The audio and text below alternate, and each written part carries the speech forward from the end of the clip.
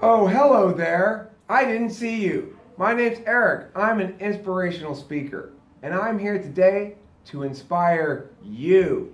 That's right, you. Would you like to be inspired? Of course you would. What am I going to inspire you about? Well, first I'm going to inspire you about the value of inspirational talks. In this video entitled Inspirational Talk, Eric presumes to advise others. So, if you want to inspire somebody, there's only one thing you have to do, actually, which is tell them the exact truth all the time. If you tell everybody the truth, you can't help but inspire them.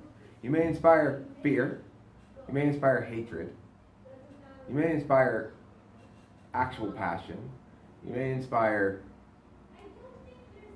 concern. It depends what you're doing and saying, right? But if you're telling the truth, you actually can potentially inspire people. It's not necessarily you inspiring people so much as the truth. So here's the truth I want to tell you today. It's an inspirational message about dollar bills, money, and this word.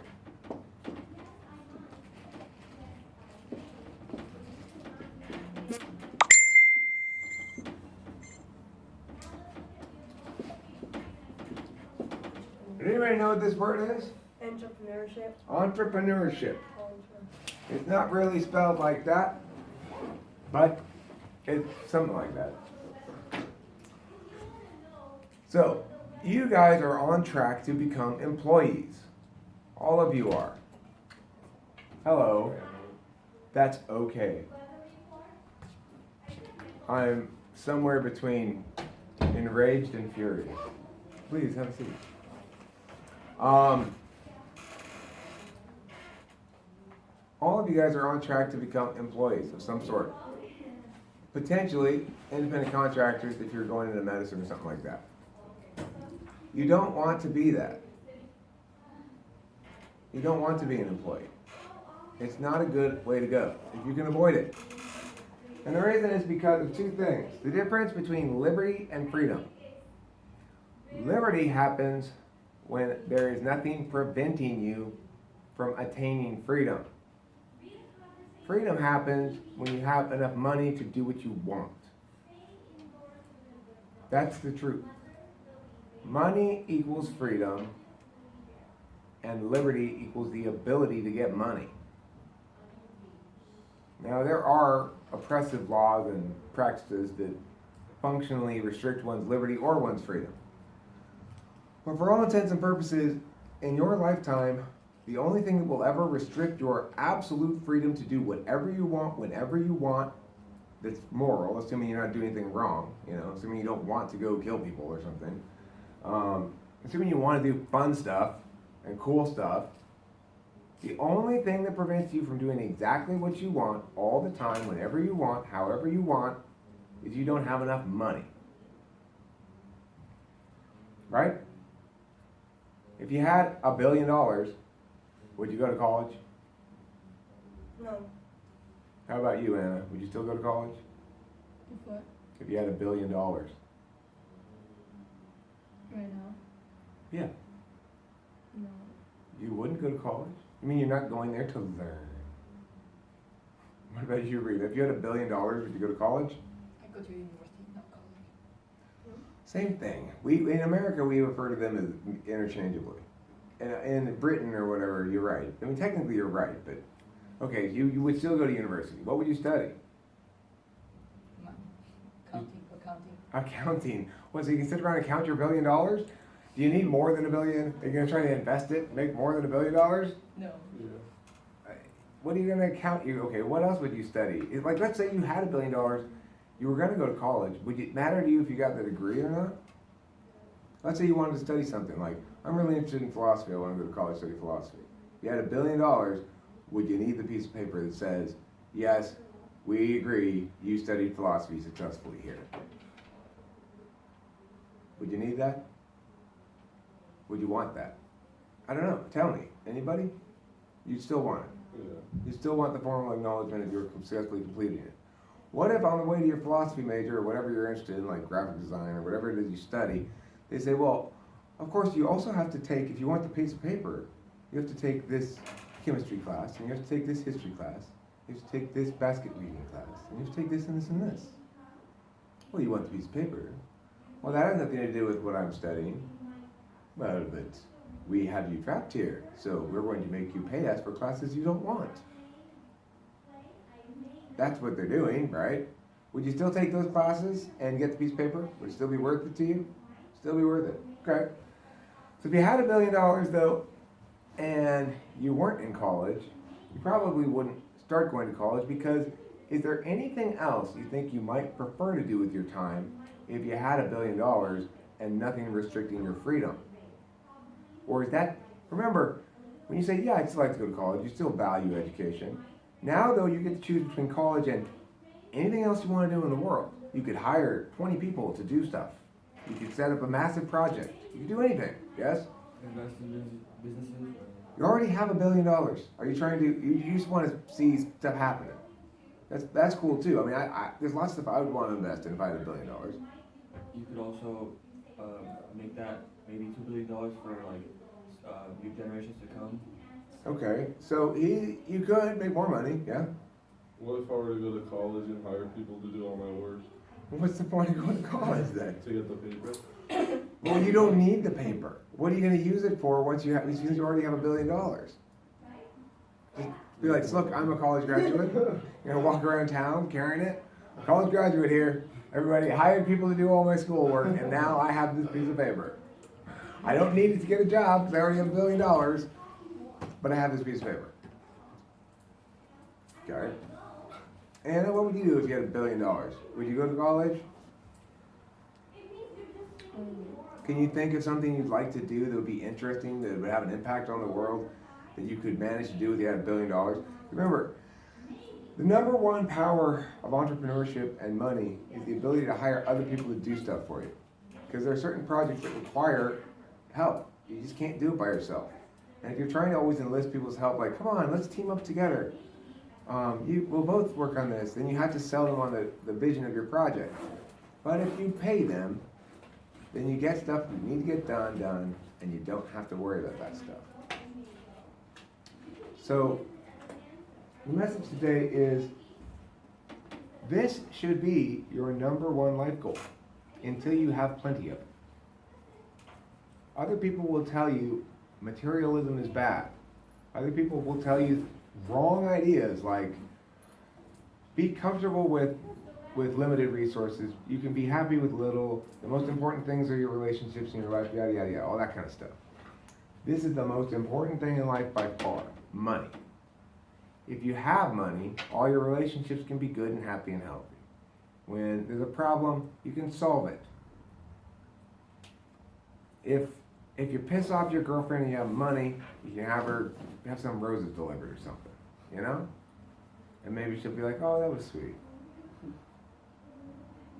If you don't have money, you might still be able to be like, oh, that was sweet, but you have to go do something yourself. That takes time. It takes time out away from you doing what? Making more money or making an impact. I want to stress to you guys and to everybody that I talk to in the world, we're all being lied to incessantly when we are young and told and inflicted with all these anti-capitalist values that are wrong. There's only one reason why America is prosperous at all, why you guys are here at this nice private school and enjoying a relatively comfortable life, and that is because people are out there starting businesses and creating wealth. There's no reason to be an employee long term.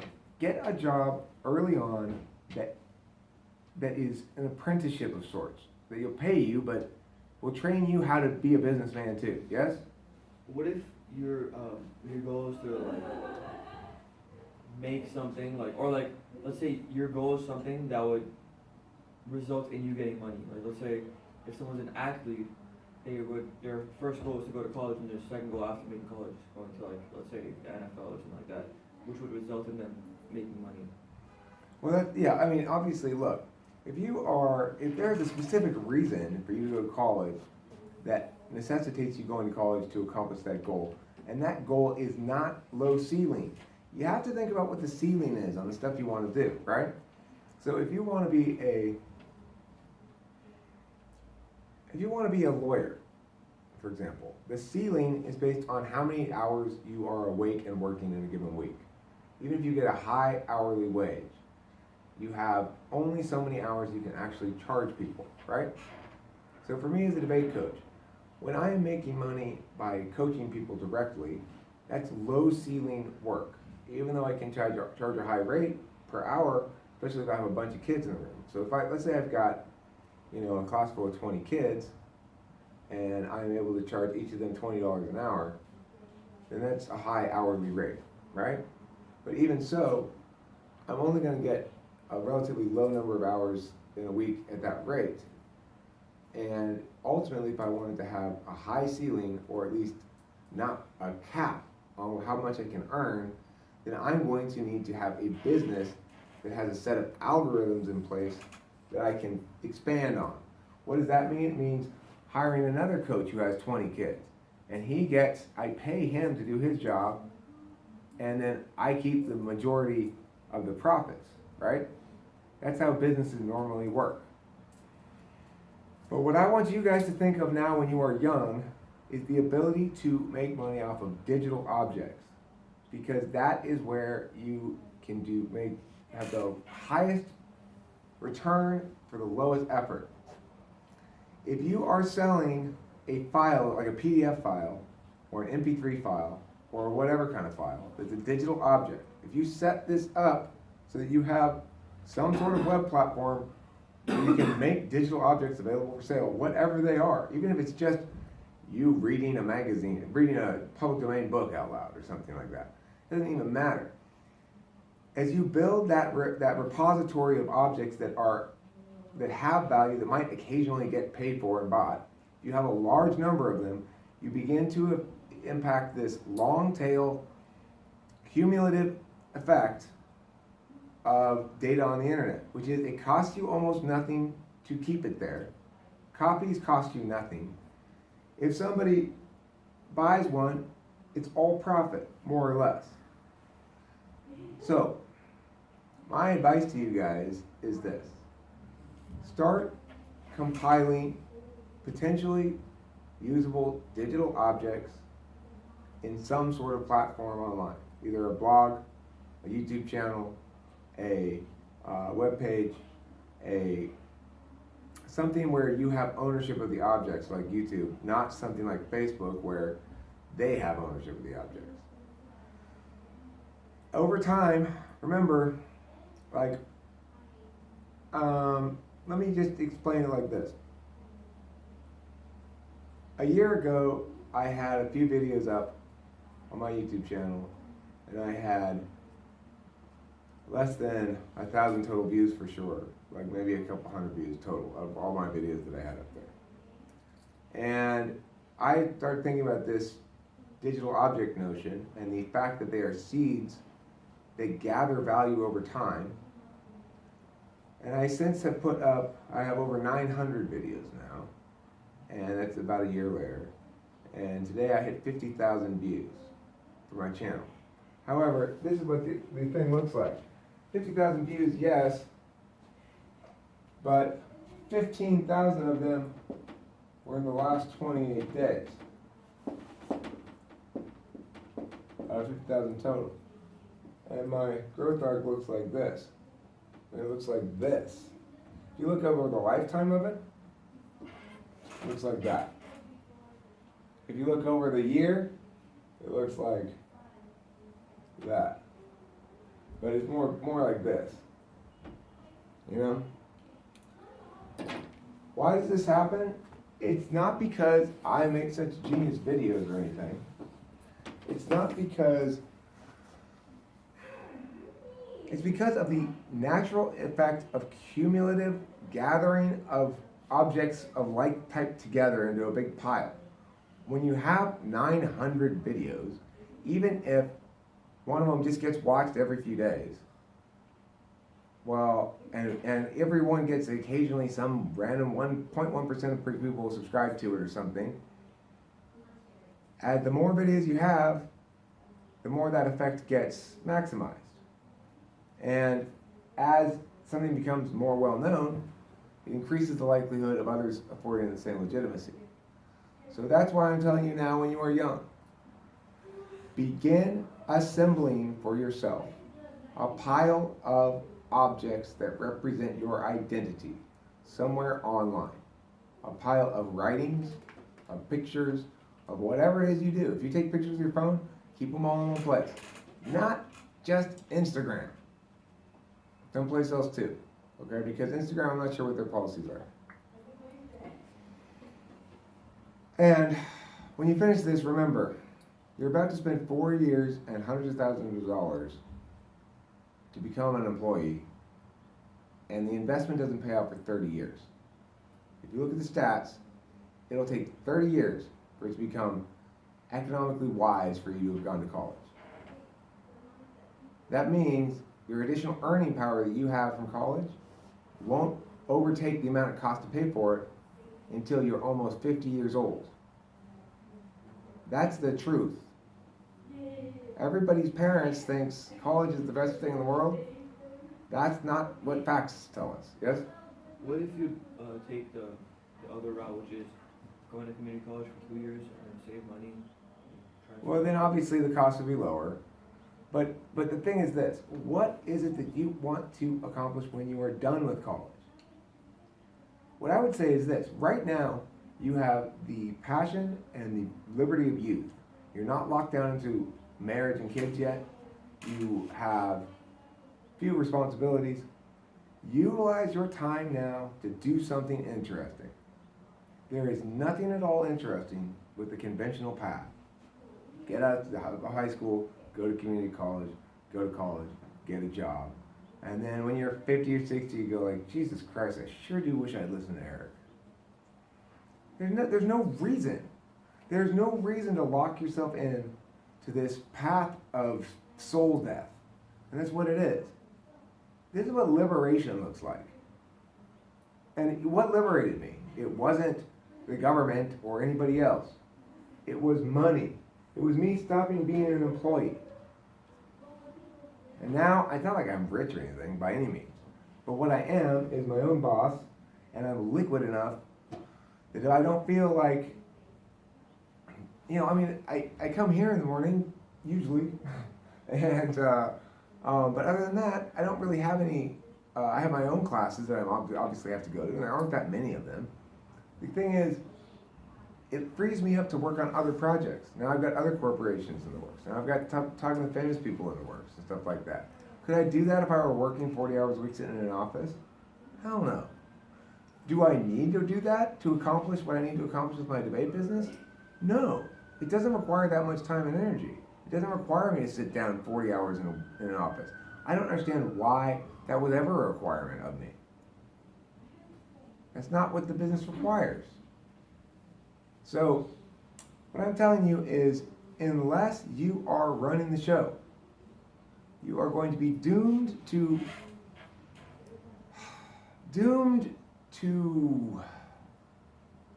always just being dissatisfied, always knowing that you could be doing something better, something more interesting, something you want to do. You don't want to do as your life, all right, I'm here again, give me money, I'll do what you say. You don't want to do that. Hi, I'm here again, give me money, I'll do what you say. Every day. Hi, I'm here again, give me more money and I'll do what you say. Hi, I'm here again, give me more money and I'll do what you say. Just tell me what to do, boss. You don't want to do that. Yeah. What if what you're doing is what you love? Okay, then why do you need a boss? What if you don't have the money to make your own business yet? Okay, fine. Now we're talking. That's an important question, right? How are we going to get that initial funding to do it? Well, first of all, you need to start with the business being in its most non-cost-laden form, which means you have to have zero overhead. What is it that you like to do? I like basketball. What? My goal right now is for basketball. Basketball. Boom. Okay, so that is, you're saying, a skill that associates with your physical body and stuff. That's not something you can do a business. You can't have a business playing basketball. But you could have a business eventually coaching basketball or other stuff. If your goal is still to make it as a professional athlete, then you should pursue that goal full blast. But that puts you as a unique situation, I guess. You're not looking to be an employee. You're looking to be a professional athlete. That's a different goal. It's a totally equal goal, is what I'm talking about. But it's not anything I know anything about. Anybody else have any questions about this? Thoughts? No? Are you inspired or are you despired? You're despired? Did I despire you? Who else did I despire? If I despired you from college, I consider that inspirational. Seriously, guys, it's a waste of money. It's a waste of time. It's very inefficient. You could learn all that shit on the internet. Unless you're going for something where you need the big machines. Like, I need that machine that separates atoms into whatever. If you're a sciencey person like that, and you need the big machines, then that's a good reason to go to college. If you're going to get an English major or a history major or something like that, dear Lord, are you kidding me? You can learn that stuff on the internet in a quarter of the time, yes? If you're trying to be an accountant, let's say, as she said, is it the same thing as we just want to GCC or like a community college? Yeah, it doesn't matter what college you go to. If you go to college and if you're pursuing something where you need that piece of paper and you genuinely want to have that piece of paper and you want to do that thing, it really doesn't matter what college you get it from. No employers go like, oh, I see you went to Cal State LA. Oh no, I'm not gonna hire you. People don't hire on that. They hire on personal reasons. Like for me, I have several people that I've hired, and they're all different types and ages and qualifications. And it had nothing to do with, not one of them did I ever even consider asking if they had a college degree. What a completely meaningless qualification. It's meaningless, right? Why would it matter if you have a college degree or not? What matters to me is, are you competent to do the job that needs to be done? Yeah? Would a college degree from UCLA matter more than a college degree from like, community college though? No, it doesn't matter at all. I mean, and most employers, I would say absolutely not. If you have a fancy college on your resume, it might get you more likely to get an interview if you're at a job that's highly impacted and gets a ton of resumes, and your resume says Harvard on it. Probably that'll get you an interview. Won't get you the job, it'll get you an interview.